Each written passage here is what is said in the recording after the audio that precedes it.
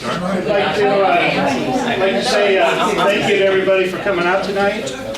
We really We're getting started. appreciate the opportunity to speak about a very important issue. The way the evening's going to work is we're going to have a few announcements and information, and then I'm going to speak for, actually I'm going to let you two do a little speaking for me, but about natural gas and why, in the big picture, are we concerned about this issue. And then Pat here is going to take it to a more specific level, the Granite Bridge pipeline, and what the heck is going on, and inform us all of some of that. We plan to have you out of here by 8, maybe sooner.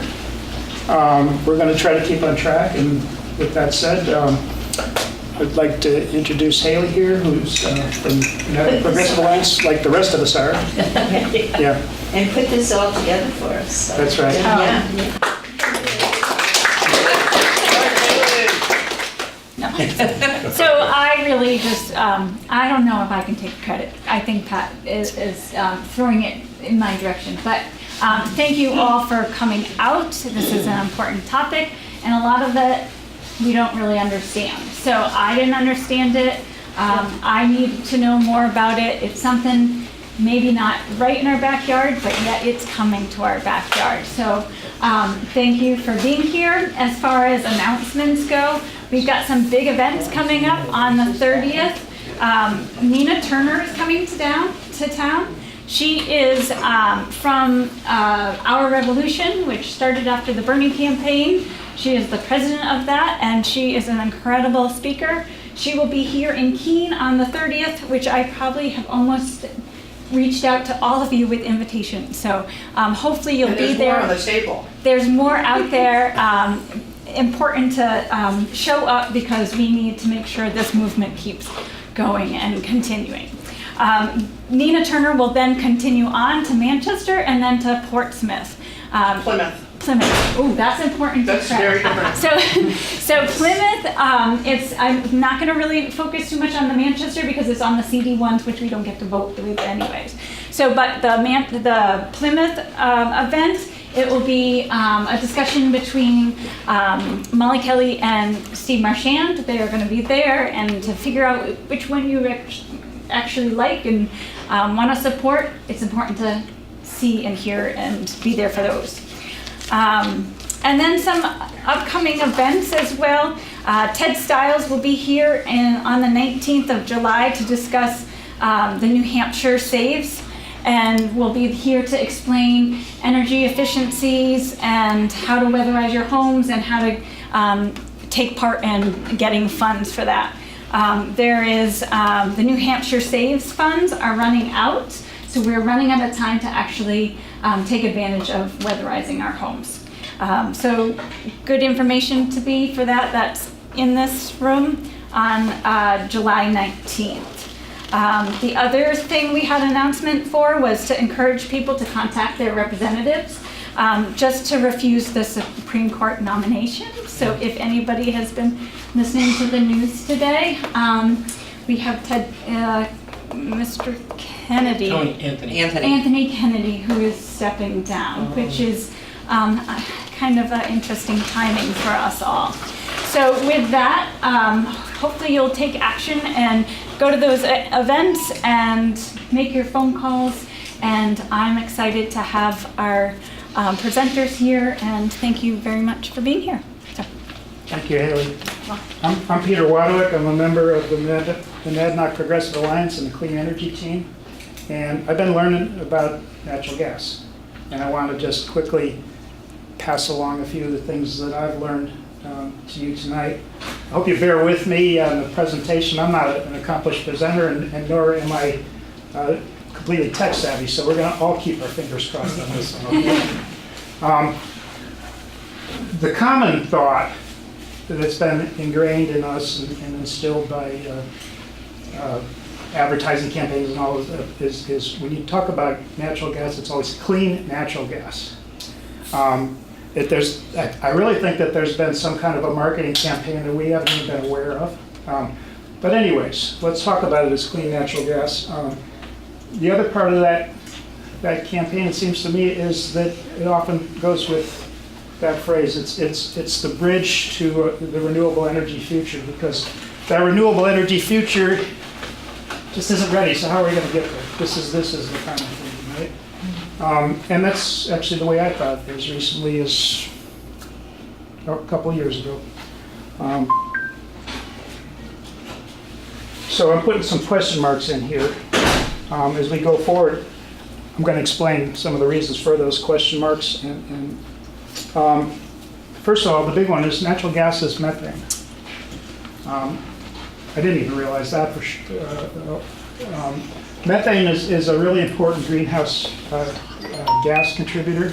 It has something like 80 times the potential of carbon dioxide in the short term to change our atmosphere. Methane accounts for 14% of emissions worldwide, but if you go over a 5-year period, it traps 100 times more heat than does carbon dioxide. It's very significant. Even though there's more carbon dioxide than methane, the potential for change in the atmosphere from methane is huge. As it says here, over a 5-year period, the methane has 19 times more of an effect than carbon dioxide is put, the similar amount of carbon dioxide put in the atmosphere. And that any methane molecule released today is 100 times more heat trapping than a single molecule of carbon dioxide. So natural gas is methane. Methane's an important and scary contributor to climate change. Whoops. Natural gas is methane.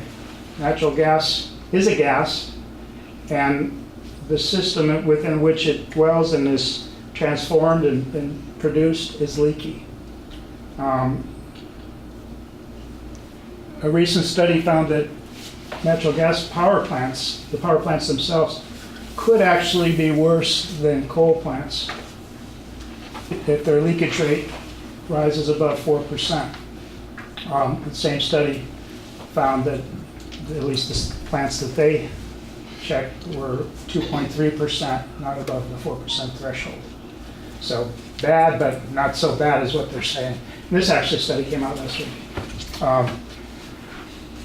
Leakage rates, 2.3% at the power plants, but this supposedly small fraction, 2.3%, represents 13 million metric tons lost each year.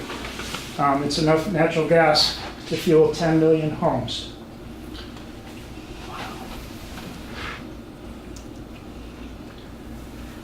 But the real issue is not what's happening at the natural gas plant that's making electricity and leaking, but what's happening with the overall system. There's a spider web of connective pipelines and trucking routes and all that go right from drilling natural gas to sending it to a refinery, to sending it to distribution areas through the pipelines, and then on into individual towns and cities and homes. So what I want to do is show you a video that I found that is very striking to me, and I hope that it's very informative to you.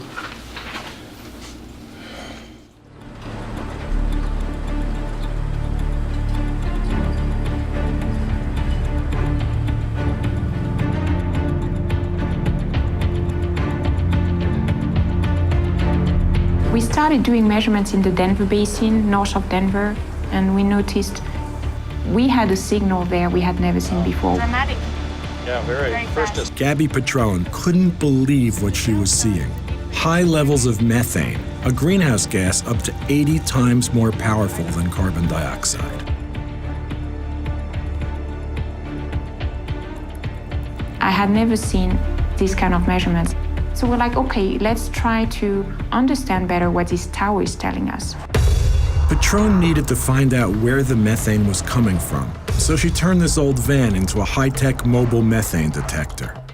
Soon, she was crisscrossing vast stretches of northeastern Colorado, taking thousands of measurements. Clear? So we're taking. She thought the methane might be coming from landfills or the 2.6 million cows in the area. Look at these levels. There's no questioning where the methane is coming from. It's natural gas, okay. Definitely. We saw a lot of emitters in these oil and gas fields. What she was finding was alarming, but was enough methane leaking to make it a serious problem? To find out, she needed more data.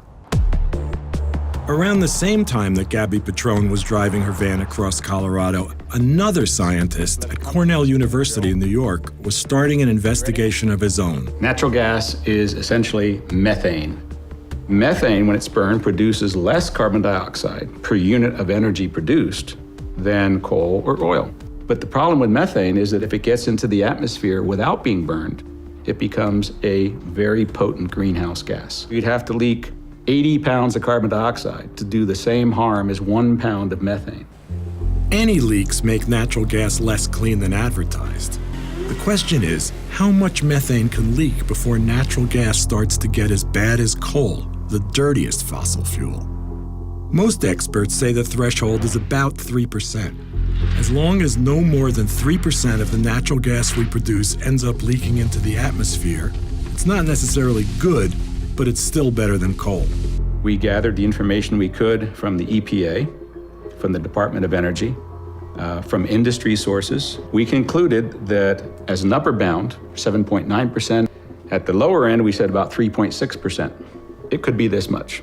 But even if it's only this much, even at the low end of the range, the news was bad. yes. The natural gas industry maintains that the leak rate is only about 1%, well below the 3% threshold. But in Colorado, Gabby Petrone's research was finally yielding some concrete results. After more than 2 years driving around collecting samples, Gabby Petrone had a wealth of data showing leaks throughout the entire natural gas system in the Denver Basin. On average, 4% of the gas that was extracted from the ground ended up in the atmosphere instead of in the pipeline. Here was an independent study produced by top government scientists suggesting that, at least in the Denver Basin, natural gas is far from clean. Not surprisingly, the industry argued that Petrone's results were just an outlier, a single snapshot of a vast natural gas system. The Uinta Basin in eastern Utah is home to thousands of natural gas and oil wells.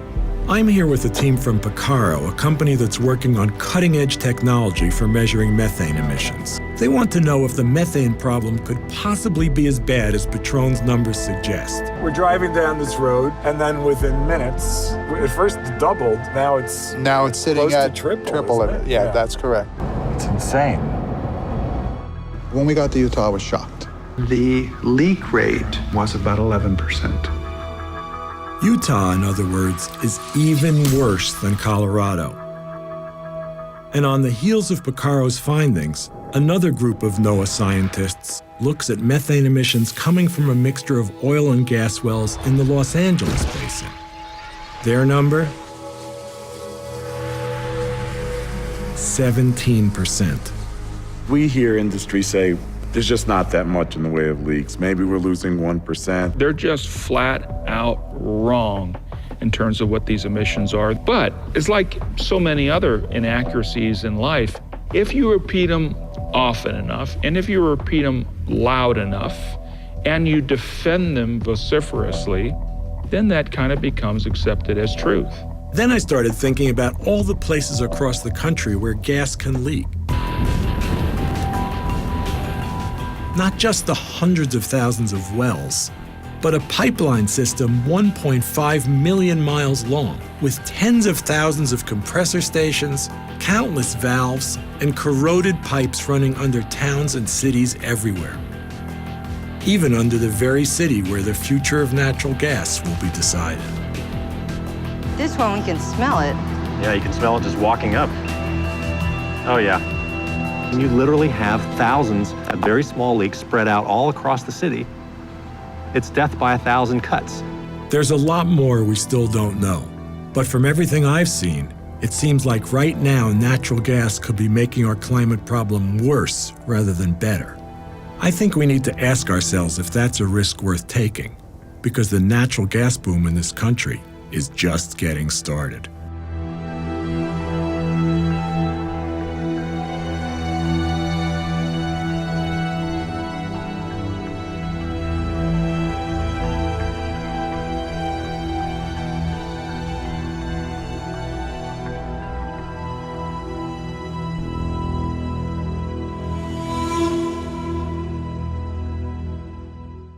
Kind of ironic ending there. That this was known before the current government is in place, and there was already a problem there.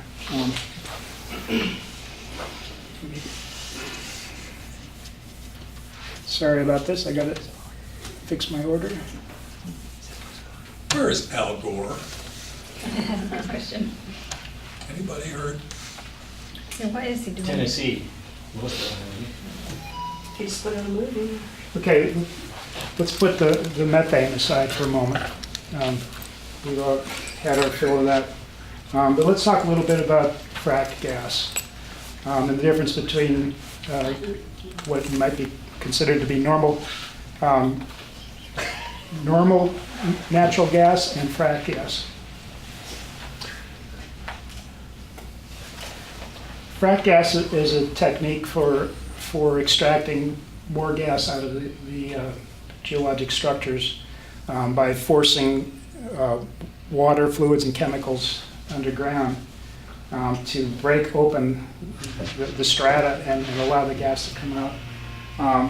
Increasingly, frack gas is taking over, and it's actually a pretty interesting technology from a technological point of view. It's transformed the energy market in the United States. It's allowed us to produce so much natural gas that the prices have dropped, and 67% in 2015 of all the, quote, natural gas in the United States came from fracked wells. Oops. And it's just booming. The industry is growing like it's hard to believe. The production is way up. But let me show you a little bit about how it works. I'm going to subject you to one more video because I'm finding them actually quite interesting and probably better teachers than I can be. So.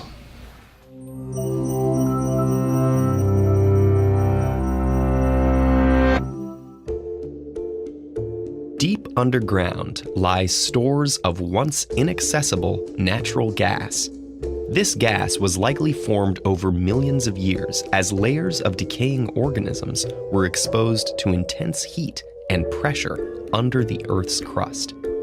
There's a technology called hydraulic fracturing, or fracking, that can extract this natural gas, potentially powering us for decades to come. So how does fracking work, and why is it a source of such heated controversy? A fracking site can be anywhere with natural gas, from a remote desert to several hundred feet from your backyard. It starts out with a long vertical hole, known as a well bore, drilled down through layers of sediment. When the well reaches 2,500 to 3,000 meters, it's at its kickoff point, where it can begin the process of horizontal drilling. It turns 90 degrees and extends horizontally for about 1.5 kilometers through a compressed black layer called the shale rock formation. A specialized perforating gun is then lowered and fired, creating a series of small inch-long holes that burst through the well's casing into the rock layer. About 3 to 4 months after the initial drilling, the well is ready for fracking to begin. Fracking fluid is pumped down into the well at a pressure so high it cracks the shale rock, creating fractures through which the trapped gas and oil can escape. The fluid itself is more than 90% water. The rest is made up of concentrated chemical additives. These vary depending on the specific characteristics of the fracking site, but usually fall into 3 categories: acids for clearing debris and dissolving minerals, friction-reducing compounds to create a slippery form of water known as slick water, and disinfectant to prevent bacteria growth. Sand or clay is also mixed into the water to prop open the fissures so the gas and oil can keep leaking out even after the pressure is released. It's estimated that all of fracking's intense pumping and flushing uses an average of 3 to 6 million gallons of water per well. That's actually not a lot compared to agriculture, power plants, or even golf course maintenance, but it can have a notable impact on local water supply. And disposing of used fracking water is also an issue. Along with the trapped gas that's pumped up to the surface, millions of gallons of flowback liquid come gushing up. This liquid, containing contaminants like radioactive material, salts, heavy metals, and hydrocarbons, needs to be stored and disposed of. That's usually done in pits on site, in deep wells, or off-site at water treatment facilities. Another option is to recycle the flowback liquid, but the recycling process can actually increase levels of contamination since the water is more toxic with each use. Wells are typically encased in steel and cement to prevent contaminants from leaking into groundwater. But any negligence or fracking-related accidents can have devastating effects. Fracturing directly into underground water, hazardous underground seepage and leakage, and inadequate treatment and disposal of highly toxic wastewater can potentially contaminate drinking water around a fracking site. There's also concern about the threat of earthquakes and damaged infrastructure from pressure and wastewater injection. Links between fracking and increased seismic activity leave unresolved questions about long-term pressure imbalances that might be happening deep beneath our feet. Fracking's biggest controversy, though, is happening above the ground. The general consensus is that burning natural gas is better for the environment than burning coal, since the gas collected from fracking emits only half the carbon dioxide as coal per unit of energy. The pollution caused by the fracking itself, though, isn't negligible. Methane that leaks out during the drilling and pumping process is many times more potent than carbon dioxide as a greenhouse gas. Some scientists argue that methane eventually dissipates, so has a relatively low long-term impact. But a greater question hangs in the air. Does fracking take time, money, and research away from the development of cleaner, renewable energy sources? Natural gas is non-renewable, and the short-run economic interests supporting fracking may fall short in the face of global climate change. Experts are still examining fracking's overarching effects. Although modern fracking has been around since the 1940s, it's boomed in the last few decades as other sources of natural gas decrease, the costs of non-renewable energies rise, and cutting-edge technologies make it so accessible. But many countries and regions have already banned fracking in response to environmental concerns. It's undeniable that fracking has reshaped the energy landscape around the world. But for what long-term benefit, and at what cost?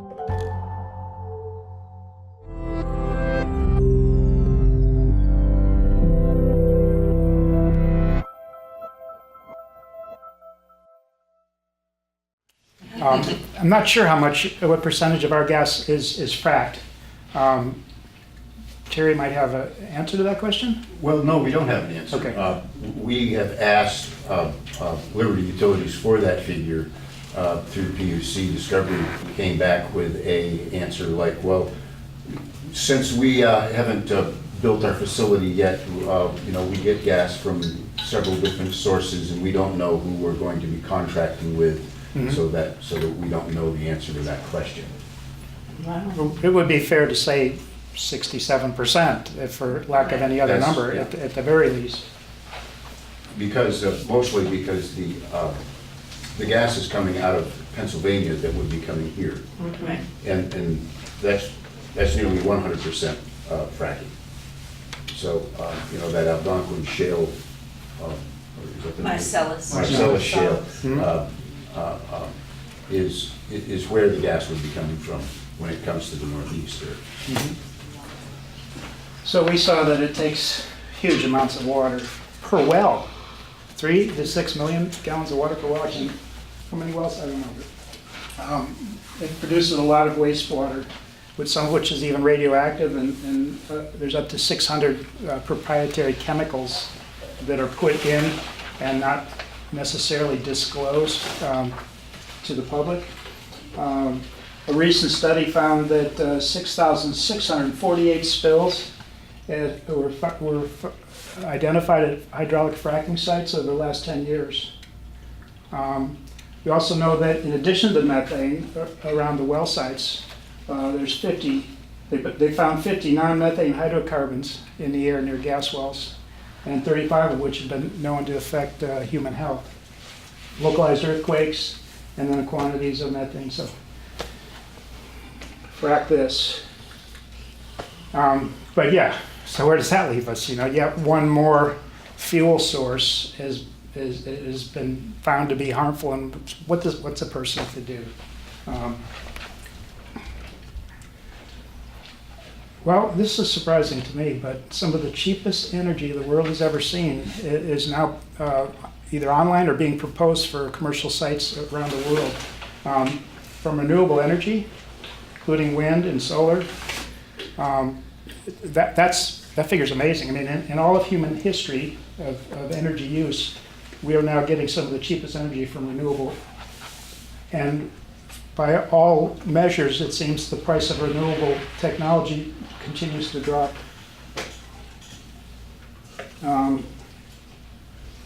The International Renewable Energy Association has a number of regular technical articles out talking about how across the world this is transforming the energy sector, both in this particular case onshore wind power with solar is now cheap as or cheaper than the cheapest fossil fuel sources. So we're looking for the future here. We can see what's going to be happening because in addition to all the other reasons, the methane and the human health considerations, economics speaks too.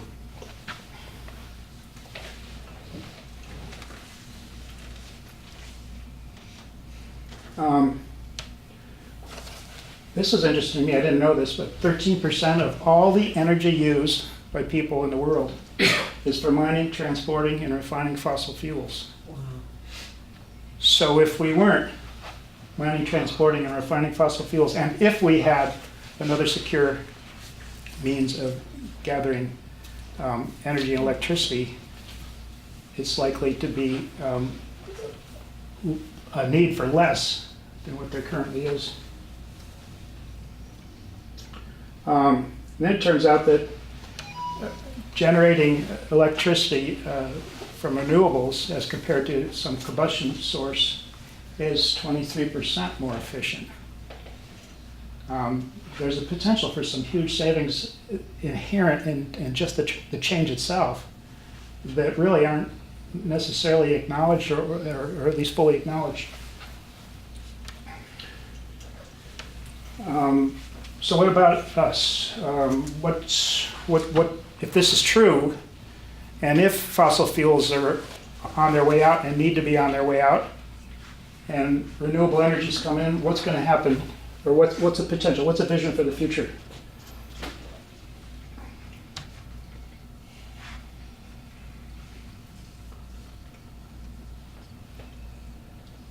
This is a site that's out of Stanford University where they've actually done economic analyses of future state using renewable energy for places across the world.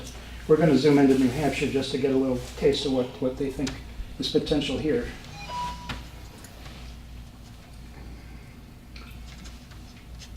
And that's doing what we're currently doing now without moving forward, or no. This is a vision for the future, 2050. Okay. That's focused on taking charge of this changing paradigm from fossil fuels to renewable energy. Okay. See if I can get a little better at this here. Oops. Sorry. It's okay. Just click on it again. You're doing okay. Yeah? We're all in your corner. Okay. The box up at the top next to the X, the big box, don't do the X. This the next one? Yeah. Okay. I'm probably going to have it up twice here, but bear with me. Nope, we don't want Rhode Island, we want New Hampshire. There we go. Okay. So in 2050, this is... How about, I'm sorry. I'm just a guy who's really concerned about this whole issue and put myself out there in places where I haven't try been using before. the up arrow to just scroll up. The up arrow? Yeah, right. Okay. See if it will do it.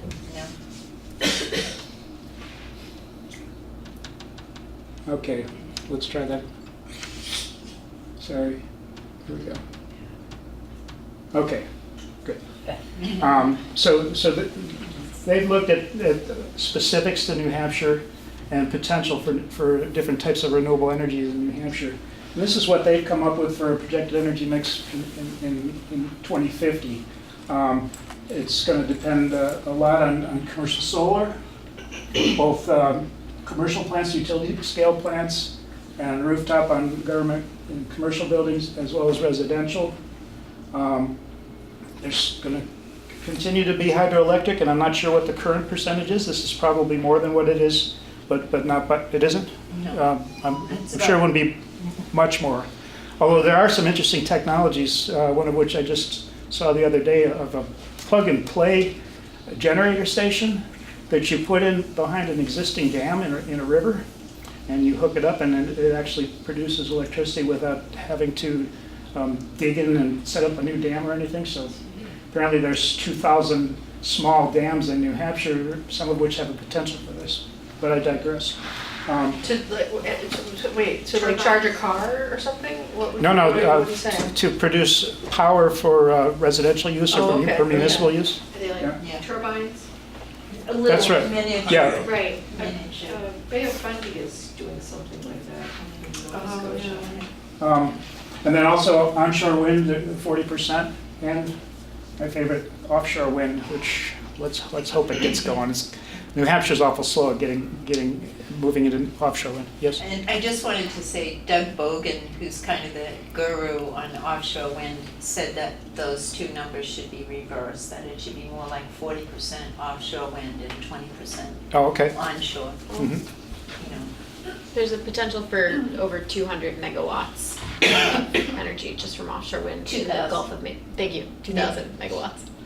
Okay, New Hampshire, let's get going. We happen to be in the back of the pack on this one as far as New England goes. Yeah. I could go on here, and I will for a little bit, I suppose, but if this cooperates. Okay. Or if I cooperate with it. Okay. So they're saying the number of jobs that can be created are pretty significant. These are considered to be the jobs where a person has long-term employment, and that's not just work for a week or work for a month or something like that, but 10,000 construction jobs and 5,000 operation jobs. That's pretty significant. We're talking New Hampshire here, not New England.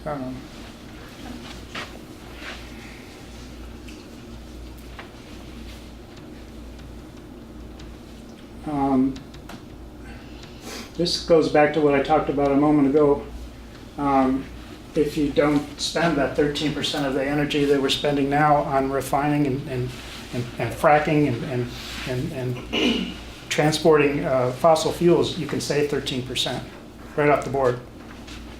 And if you really are smart about your use of renewable electrical generation, it's going to be a lot more efficient than burning fossil fuels in combustion generation. So that's another 23%.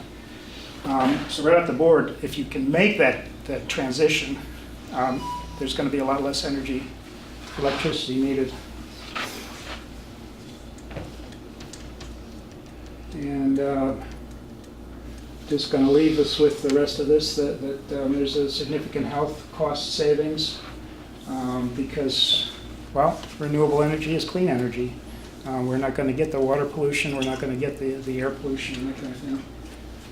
And they've worked out spacing, how much it might affect the geography in New Hampshire. So that's my quick presentation about natural gas and kind of what's setting the tone for why we're here, to talk specifically about the Granite Bridge pipeline proposal. And I leave you with the idea here that this transformation is not something that's happening next week, next year, but it's happening right now. We're in the middle of this transformation from renewable energy to fossil fuels. So let's be smart about it. Let's put our money and our effort where it's going to pay off in the future and not maybe throw it down some hole somewhere. Okay, thank you. I can set up while people ask you questions if you want. Yeah. Pat, I could also give a minute intro to the Please do. presentation if you want, but first, if you want to ask questions. Jump up here with me. Great. Yeah. Are there any questions or comments? I know there's actually some people in the audience here who are experts in this area, and I'm still learning, so happy to hear what you have to say. Jerry. What research is there about on-site in situ, right here, burning fracked gas? You've told us that the gas has dangerous chemicals in them. The fracking industry, we know, was exempted from disclosing what types of chemicals that That's they correct. have. So they don't even have to tell us. We don't know what they are. And, well, we suspect what they are. But Yeah. when you actually bring that fracked gas here and start burning it, do those chemicals, are they absorbed into the gas when they're at the well? And then when you burn it here on your stove, are you not putting particulates of those chemicals into the air? Yep. Yes. Even though you're burning it. So it's not as bad as the raw, isn't that what it said? From what I have read and been told, I'm Lila, by the way. I'm sorry I snuck in a little bit late. I work with 350 New Hampshire. We're one of the groups working on this issue. From what I have read about that, is all this particulate matter going through a pipeline. Some of it's radioactive. It's all of this junk that you dredge up when you go through this fracking procedure, and that doesn't just disappear. It's either in the pipeline or it's leaking out into the earth or it's coming out when you burn it. But it's in there, and even if it's a small proportion of what's there, it's toxic, and we could do without it. And it's in our houses. Yeah, I've heard that an environmental engineer told me that the mid-country middle of our country, where they've been burning frack gas for longer than other parts of the country, they're finding health problems with people who burn frack gas in their home. Yeah. So it's affecting people's health. Refining oil for our cars. Yeah. We'll take one more question, and then we'll continue with and have room for questions later. Well, we can parking lot these two issues, but I'd like to know a plan for how we're going to apply ourselves and how much of it is locally, regionally, to the state. And do we also want to have a campaign to push for job training so that this future, and that as a group we contact the colleges to really lobby them to provide courses for this energy future?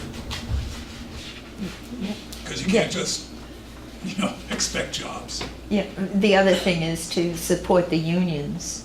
And the unions have apprenticeship programs and training in the kinds of jobs that, for solar installers, et cetera. They can be doing that. They train electricians right now. If you have a residential solar system installed, you need a licensed electrician to sign off on it and make the final connection. So there are good jobs in renewables, and there's a whole industry waiting in offshore wind. And this is Lila from 350, and she's going to say a few words before I go on with the Granite Bridge. Yes. Well, thank you all for being here and for even being open to hearing a presentation like this. You are more radical than you can even begin to believe. So 350 New Hampshire, we are an organization working to bring a just transition to renewable energy to New Hampshire. We know that climate change is real. We know that it's urgent. And we know that because of that urgency, in order to solve the problem, we need to see broad, sweeping societal change. And in order to see that broad, sweeping societal change, we need to see people power. You're part of that people power, and I'm part of that people power, and groups like this and groups like 350 New Hampshire are integral to building that people power in order to see the societal change that we need to keep a livable planet. So Pat is one of the utmost experts on these pipeline issues in New Hampshire, at least that I've ever met. And I just am going to give a quick intro to the situation. So the Granite Bridge pipeline, Pat's going to go into this, but there are a myriad of reasons why we should not want this pipeline, right? It's not great for the economy. It's really bad for our health and safety. It's hurting communities down in the Marcellus shale fields where the fracking is occurring. And you've got no say in the matter. If the process continues as it is planned, people like you and me, we don't get a choice. And that I believe that that's wrong. But there's a story that has really stuck with me in this work, and it's a story that a friend of mine and a volunteer tells, and I'm gonna tell his story. And so this guy Dylan, my friend Dylan, who's working on pipeline resistance, spent last summer in Lancaster, Pennsylvania, organizing on a pipeline fight down there. Because sure, this is a local issue, but we're part of a national movement of people fighting pipelines. And so Dylan was in Lancaster fighting a pipeline, and that pipeline is very, very close to the point of extraction where fracking is occurring.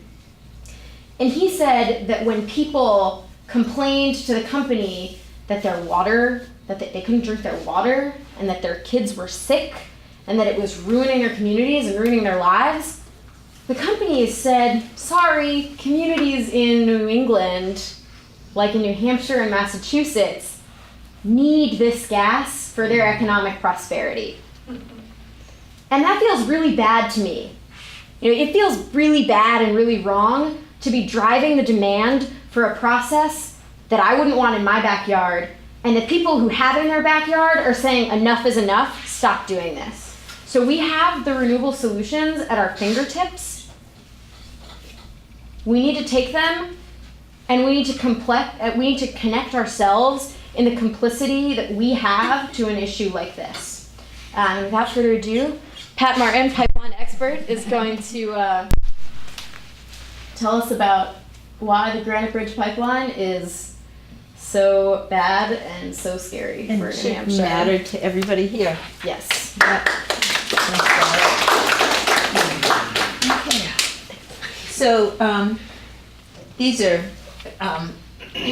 just at a very high level view. This is the justification you'll hear, the chief talking points you'll hear from our state representatives and from the Liberty lobbyists, is that we need more gas because Concord Steam shut down last year, and the whole state campus and all the buildings there need this gas, and Concord Lateral just is oversubscribed and can't supply it.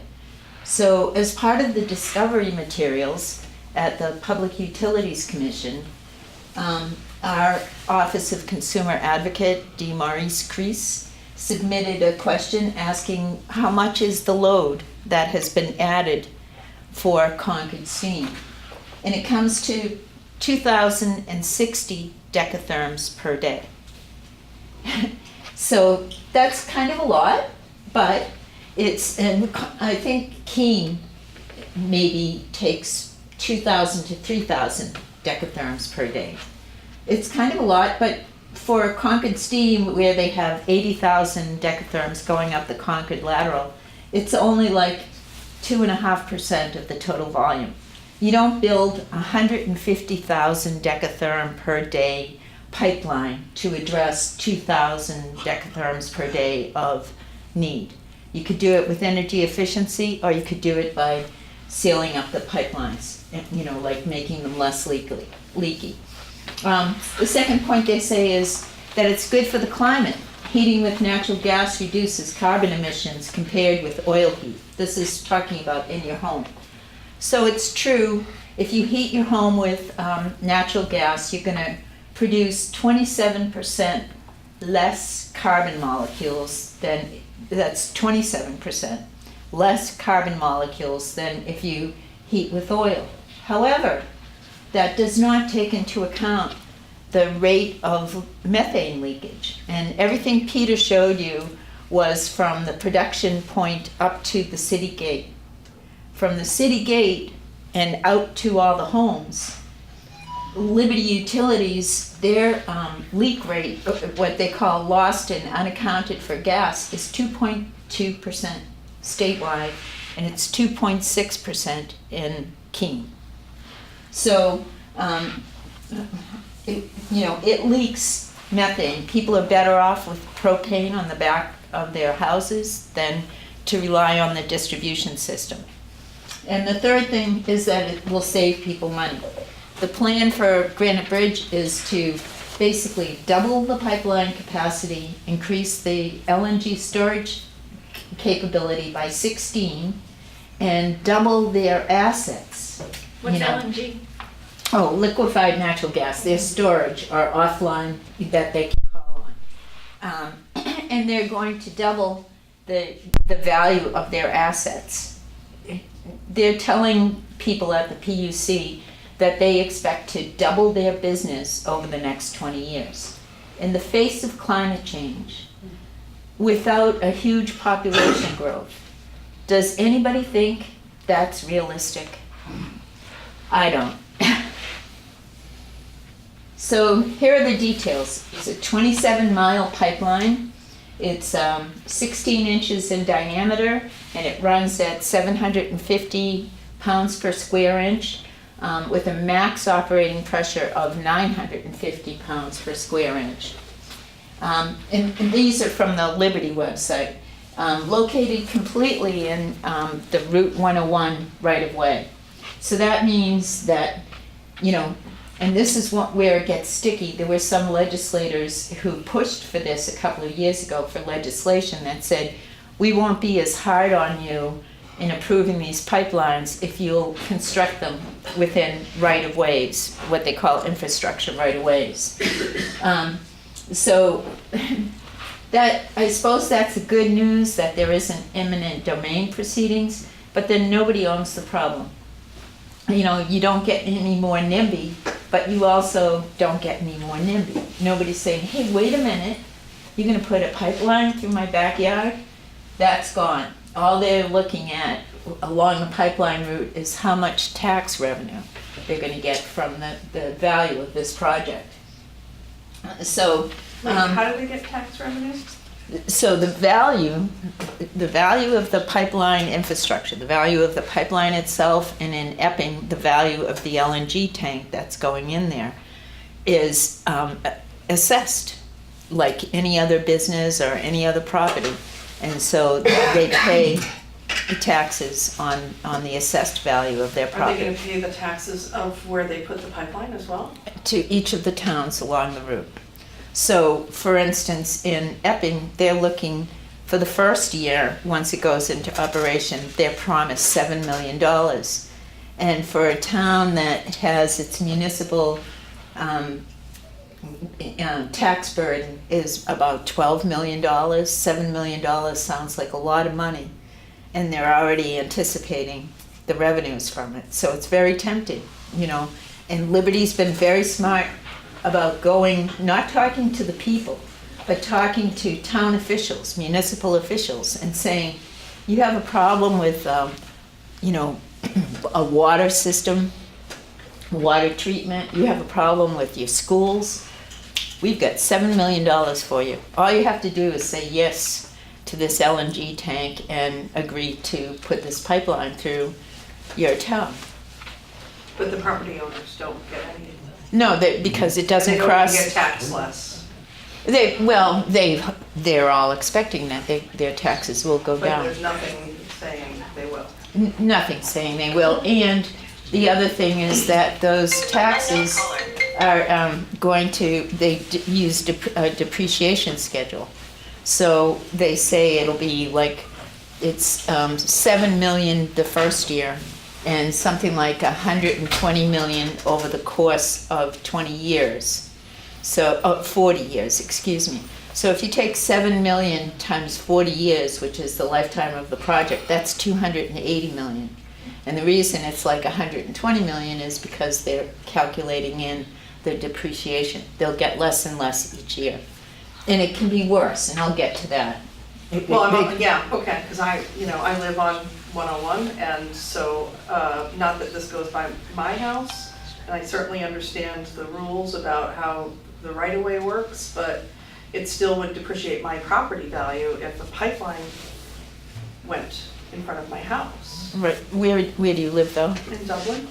Okay, it So, doesn't. yes, no, I understand that, but I mean, from a property owner, stakeholder perspective, this sounds really fishy. Right, and there is some resistance, but, it's not in those towns, but it's not 100%, because, unlike us who have, we get none of the benefits, in terms of taxes, but our climate gets worse.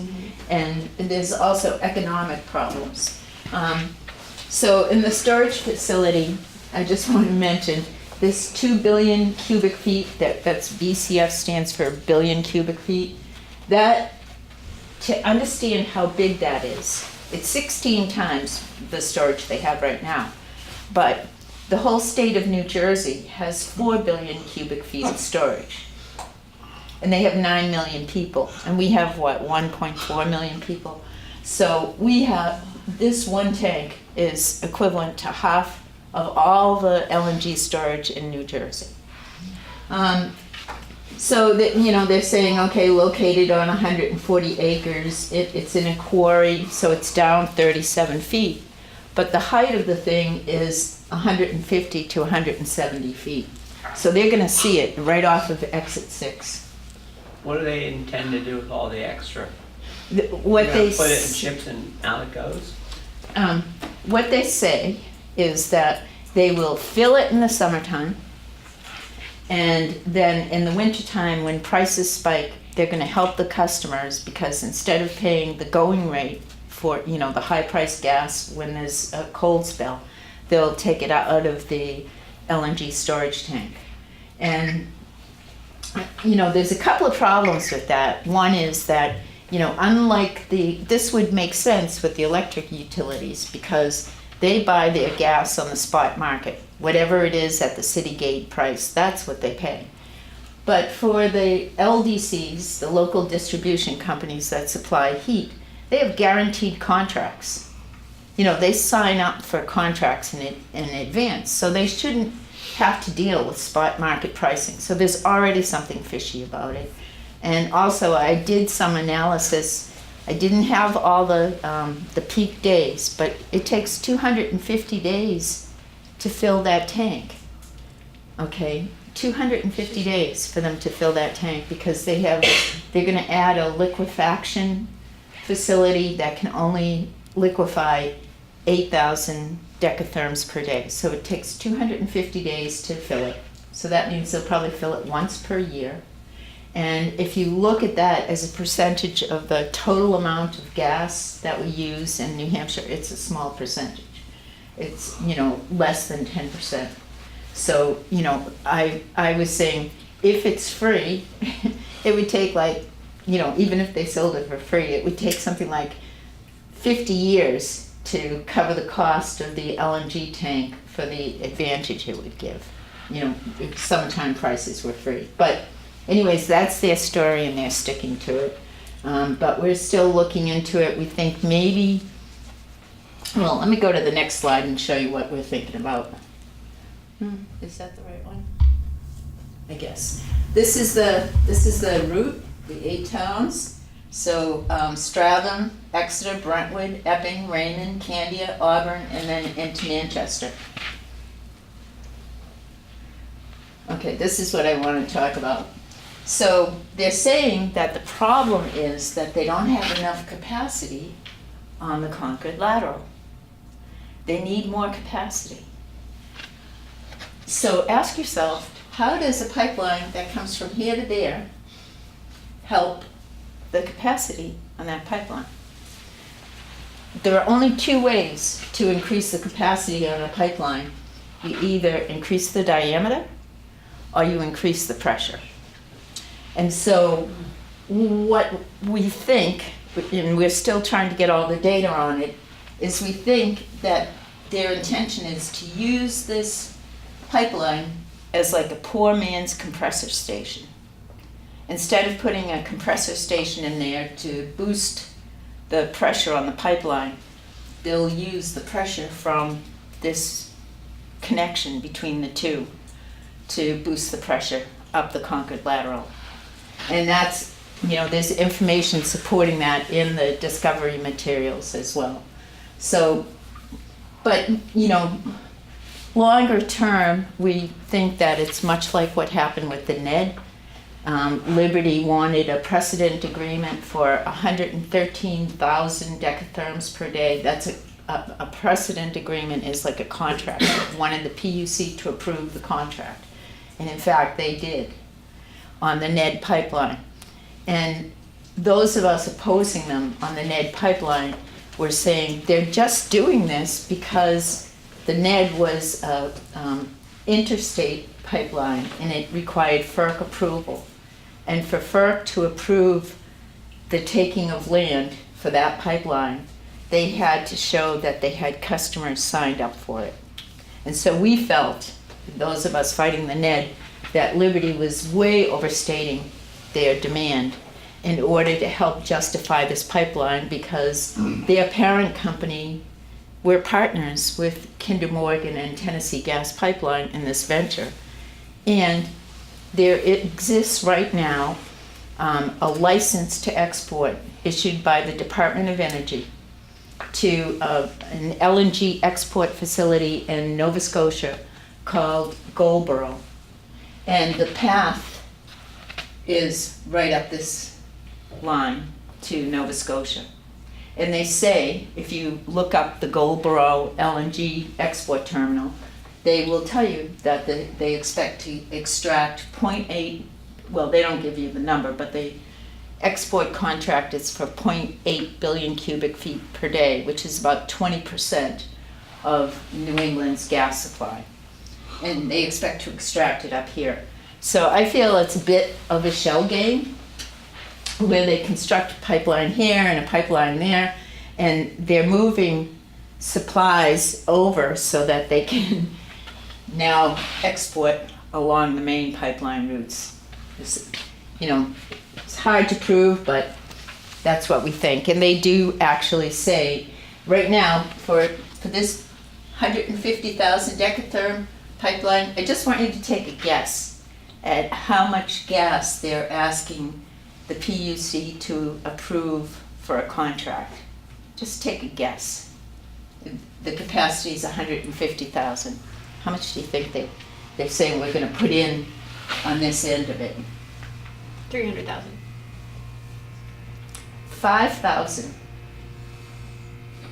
It makes no sense. 5,000, that's all they're putting in on this end, is 5,000 decatherms per day from way up here at the Dawn Hub facility that comes across. So there's something really, really fishy about this whole thing. And I want to point out one other thing. Up this pipeline, they have about 108,000 decatherms per day coming up here, and then it comes off at other places and winds up being 80 here. But they're not ending that. They're going to keep that. They're going to add 150,000, more than doubling their current pipeline capacity. They may not be contracting for it yet, but they are building capacity, and the ratepayers are going to pay for it. So this is the cute little picture that they show people, the mock-up of what the storage tank, the LNG tank, will look like. This is more like it. This is a picture of a large LNG storage tank facility, and you can see the industrial buildings, how small they are compared to the how small they look compared with the LNG tank. So one of the things, we know that there will be compressor stations in it for them to get the gas up to the 750 psi, but at least so far they're saying that those will all be electric powered, which are less polluting than the gas powered ones that usually get used. But what we don't know about is, and I haven't found very much documentation about it, is the harms of the liquefaction process. And what they do is they take gas off the pipeline, they clean it. And when they clean it, that means that there's, propane that comes off and other types of contaminants that they have to get rid of, and water that comes out of it. Because before they can liquefy it, they liquefy it by freezing it, bringing it to a very low temperature. And you have to be pure methane for that to work, for it to happen at the right temperature. You can't mix in other elements because that changes the physical properties of it. So first they have to clean it. So there are emissions associated with the cleaning. Then they freeze it. And I know that, I told you they said they're going to buy it in the summer and it'll be cheaper. Well, just liquefying it adds a couple of dollars to, every decatherm. Just the process of liquefaction. And you think about it, they have to keep it at these cold temperatures all the time they're storing it. So there's additional electricity consumption associated with keeping it stored.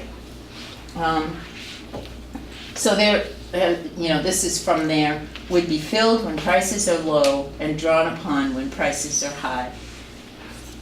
And they say there are 48 LNG storage facilities in New England and 118 in the US. And it's about 16 billion cubic feet per day in all of New England that's available. And a lot of that LNG goes uncontracted. We're not, they're not contracting for it. So when they do this, they'll also be cutting out some businesses that have been operating for a while as LNG producing and selling facilities. But you said it takes 250 days to fill that? Yes. And so how can they really say it would be filled when prices are low and drawn upon? I mean, that's 2/3 of the year. That's... Yeah, right. Right. Right. Okay, all right. Okay, just checking. So, we figure April through, we're looking at the low take prices. out the deep But winter months. but you take 2 billion and you divide it by 8,000 and you wind up with 250 days to fill it.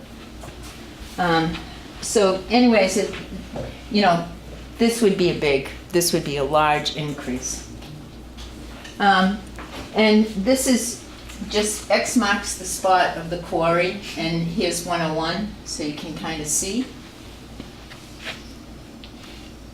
Oops.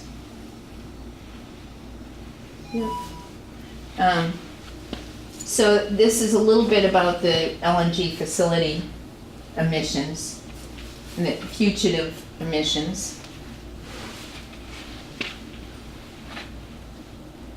And right now it's before the Public Utilities Commission. And Don Kreese reminded me not too long ago that they don't have to go before the Public Utilities Commission.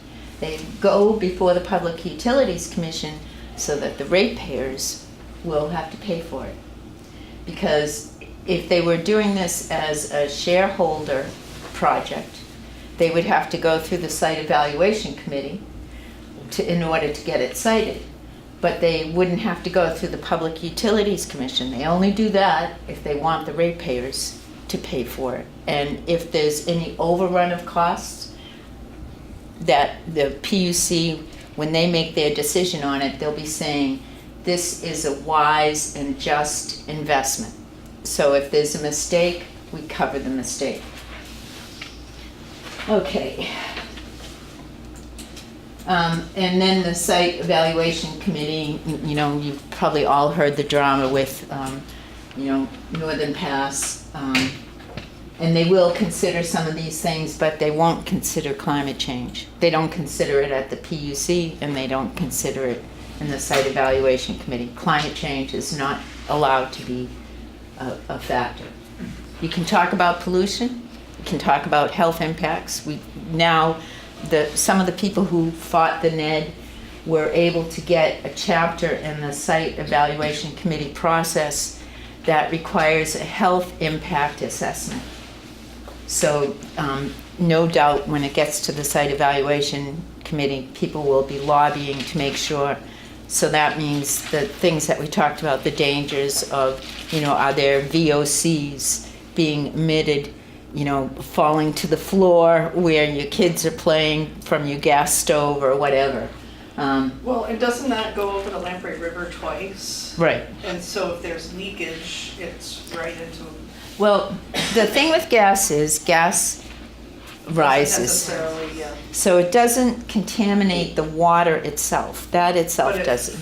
But it contaminates the atmosphere, which is just as bad, Right, and I guess I'm thinking also of the water pools, like what do they do with that water? Some of it leaks Right. out. So so it can potentially. It can impact the water in the process of drilling, the horizontal directional drilling that goes under the river. It's possible that the drilling fluids that they use, there's washback, and that gets into the water supply. There's one of the links I sent on the comment for the Oshuela river crossing showed that there was contamination 3 times. I think it was in Pennsylvania, West Virginia, when they were trying to drill under the river. 3 times they broke through and contaminated the water with the washback. And the other thing is when they test it, where do they get the water from for the thousands of gallons to test it? And what do they do with that water afterwards, which will now be contaminated? So, there have to be a lot of questions, and people have to stay on top of it. Pat, what happens, they don't have any monitoring. Liberty has no monitoring at different stations or different stages to see if there is a leak, like infrared monitoring. Well, I mean, I don't know, they'll tell you that they do, but and we have a Department of Safety, pipeline safety awareness, but I think it's only like 4 or 5 people, and when they say they're doing inspections, they're inspecting the self-reported records that the utility says, yeah. And I don't know, I haven't seen them. If you ask them what they have for leaks, they'll tell you, oh, we don't have any leaks. I mean, I actually, literally, and it's in a comment, I asked the pipeline safety guys about the leak rate in Keene, and he said there are no leaks in Keene. So, but the PUC or the government agencies have no requirement of the company the only thing they to monitor. No. Liberty has been fined already tens of thousands of dollars. Oh, they have a horrible record. For the errors. Yeah. But who knows? How do they find out about a leak? I mean, so they do. It's not to their advantage to find it. No, it's not. Because they do find it. They do find the leaks now and then. There was not this past spring, but the spring before in 2017.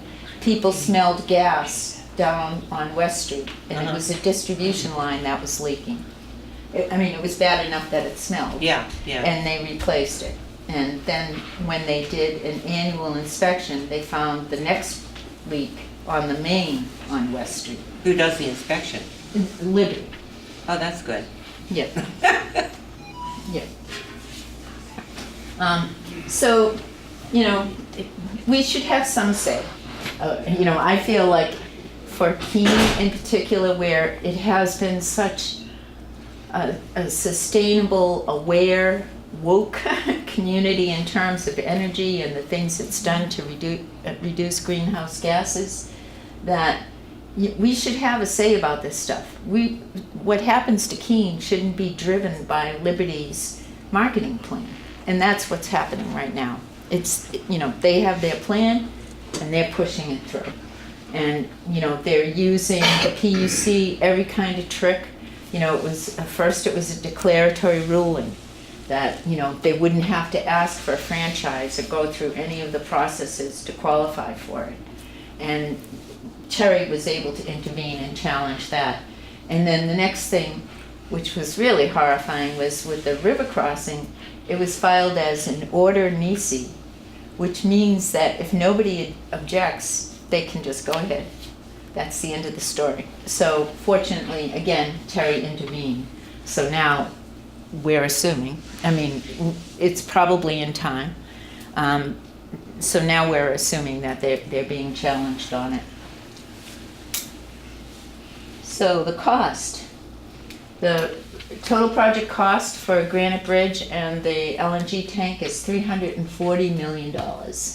And if you remember the scrubber on the Merrimack coal plant, any of you guys remember that? It started out as they wanted to, I think 2006, they wanted to add a scrubber to the Merrimack coal plant to remove mercury. They said, if we do this, it was a $250 million project.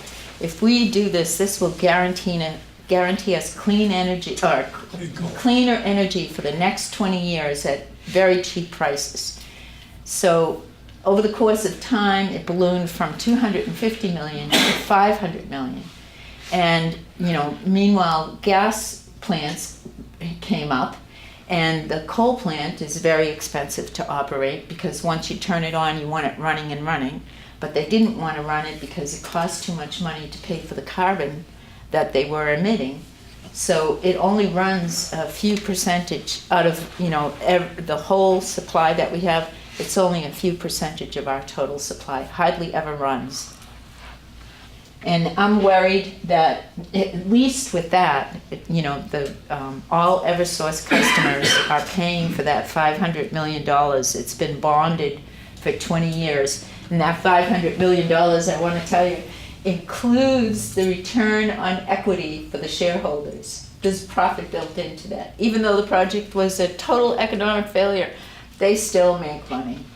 And that was spread over 700,000 Eversource customers. This $340 million project is supposed to be spread out over 90,000 customers.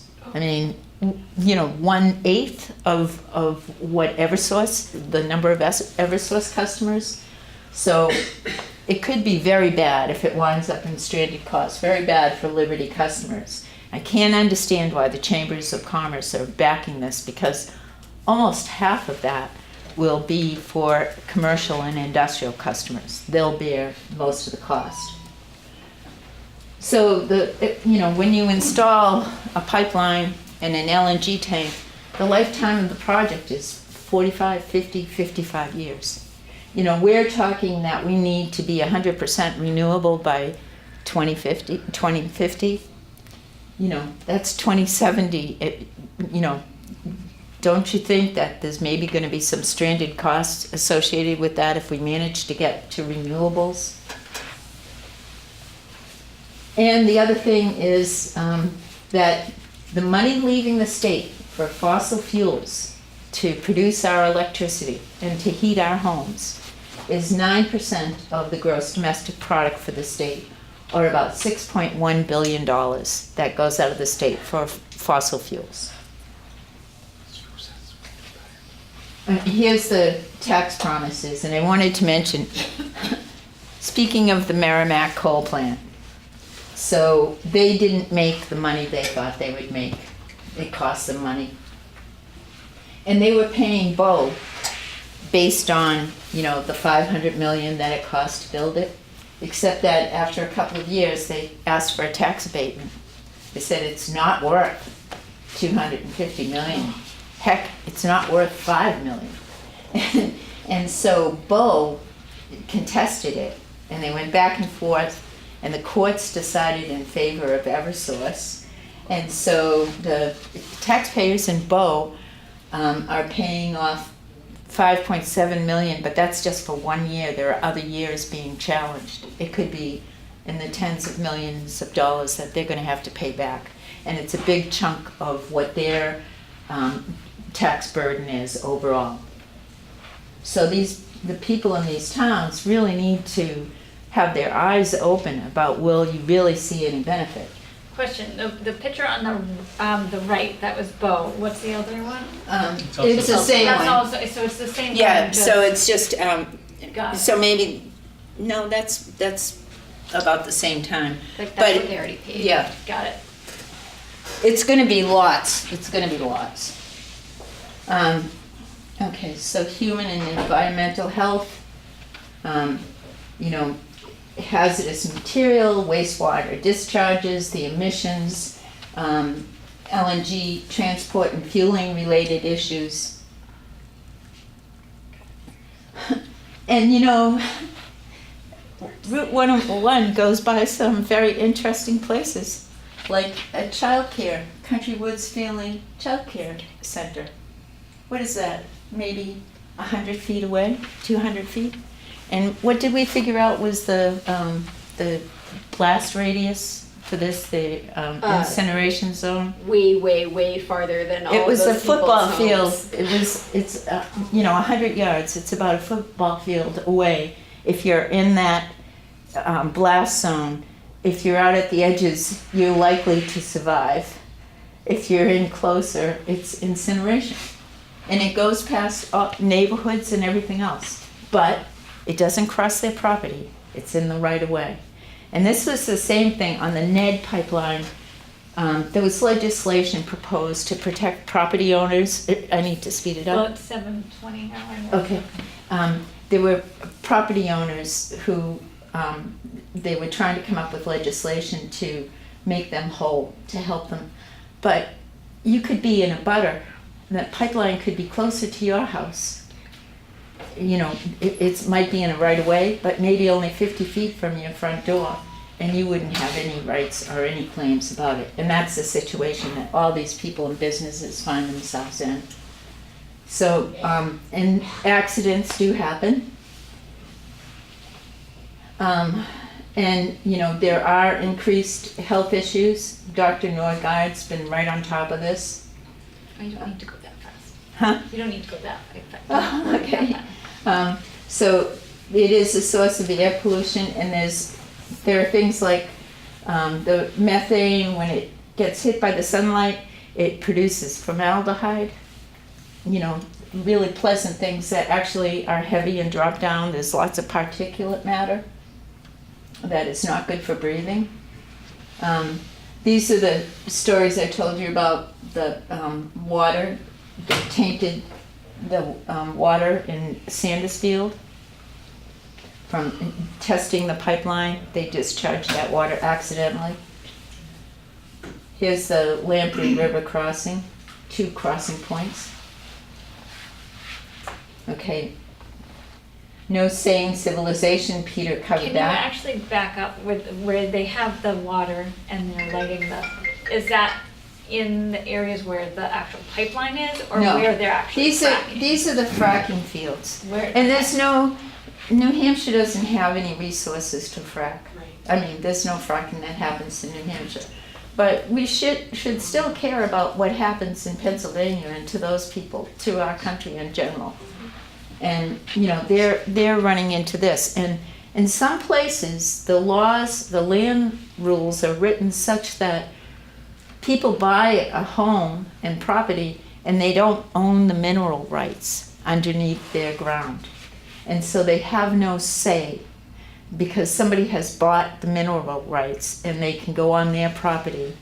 It's like a right of way and drill a fracking well. Right underneath your house. Right underneath your house. Do the same thing with oil wells too. Okay, so even though I have to say, Peter's right, like I heard that this week wind achieved a rate of $1 per megawatt hour. And I mean, compare that, I think that's right, $10 per megawatt hour.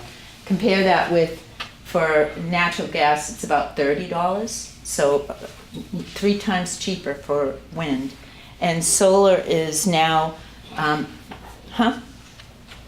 Did somebody ask that? Solar is now about $2 a watt, which is really incredible. I mean, it used to be 8, then it was 6. So it makes it very cheap. $2 per watt to install, but about 2 cents per kilowatt hour to produce. So fix the leaky pipes. This was something that came up this past weekend. Mary Beth Raven, who's part of Echo Action and Citizens Climate Lobby, found some articles. I don't have them linked here, but found some articles talking about, this is not necessary. We do not have to have this methane leaking everywhere. And Liberty currently voluntarily replaces about 12 miles per year out of, this 3,000 miles of pipeline. Now, not all of them are aged and leaky, but, at 12 a year, it's going to be decades and decades before they address it all. So, and ratepayers, as I mentioned before, in 2017, statewide, there was 2.2% of the total gas volumes were lost at a cost of $2.4 million that ratepayers had to pick up the tab. Renewable energy as an alternative. We should have had a picture for offshore wind. I just want to show that this was up today because of that awful Janus decision by the Supreme Court having to do with unions. And one of the things we've kind of figured out is that the reason 22 of 24 New Hampshire senators and all 10 of the Democratic senators have come out endorsing the Granite Bridge pipeline is because the unions want it. And, part of the, I don't know if any of you were involved in the Poor People's Campaign, but one of the planks is a just transition to clean energy jobs, for workers. And, aren't we better off if we team up with the unions and say, let's get Reggie passed and weatherize those 10,000 homes that are on a waiting list for low-income homes that we pay fuel assistance for. They can't get fixed. There's 10,000 of them on a waiting list for weatherization. And we're only using 20% of the Reggie funds that we could be putting into weatherizing those homes. Develop the offshore wind industry for the people who are involved in steel and metal manufacturing and all that. It's a whole new industry.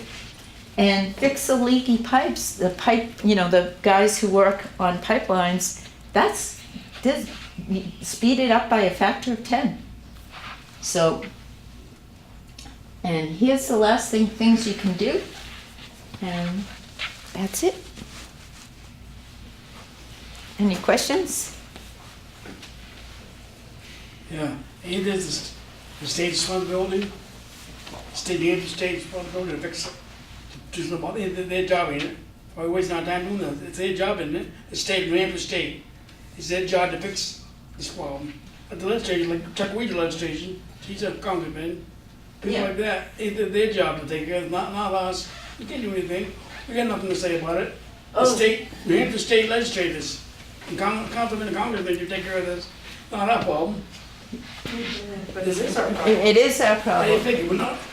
I understand what you're saying, but they're not, when you think about it, we elect people and some of them. It's their job, that we, like Chuck Weaver here, right, Chuck, tell him. County commissioner, we don't have any power. We didn't before. Didn't have any power before either.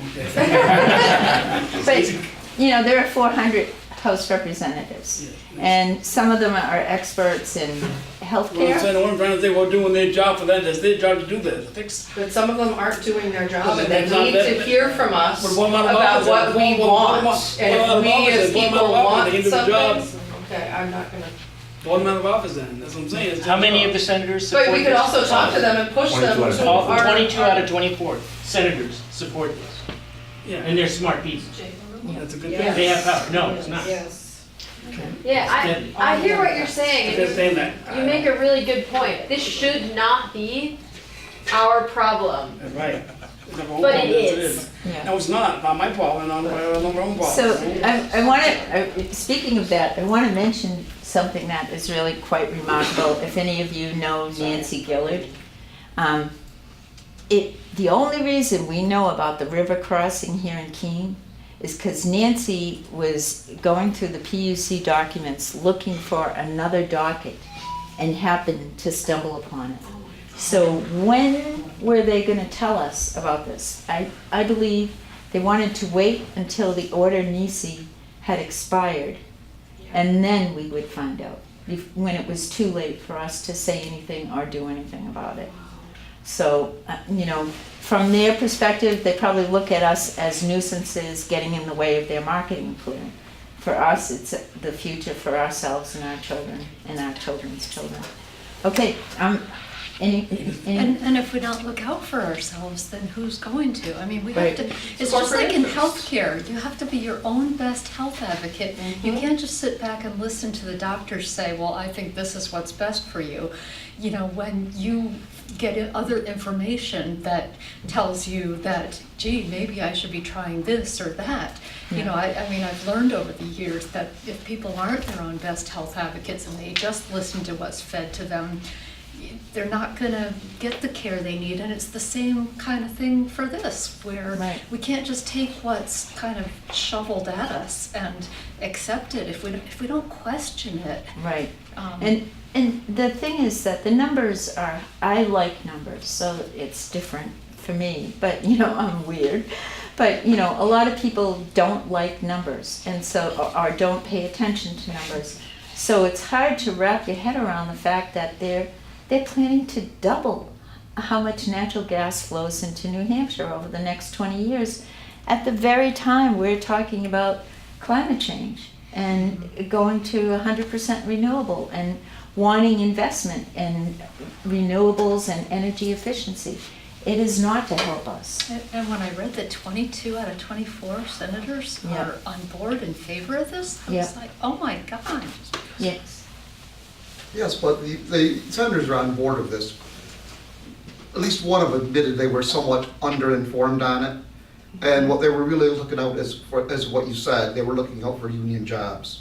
Right. Which doesn't, when you hear jobs, it's not a bad thing when you see it in that light. Right. But I think the jobs of people like all of us in this room is to educate our representatives that there's larger issues in that. Exactly. Yep, exactly. And to talk to, have a dialogue with the union workers to let them know.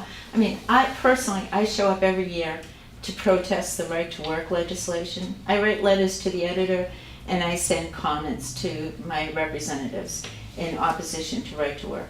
The environmental movement and the labor movement should be hand in hand. We should be building the future, the new jobs, the unions, the people who can train, the next generation for these good jobs. So, any other question? I'm sorry if I'm so nerdy about this stuff. We need a concerted effort. Huh? We need to back you up. We love your nerdiness. Yeah. Thank you.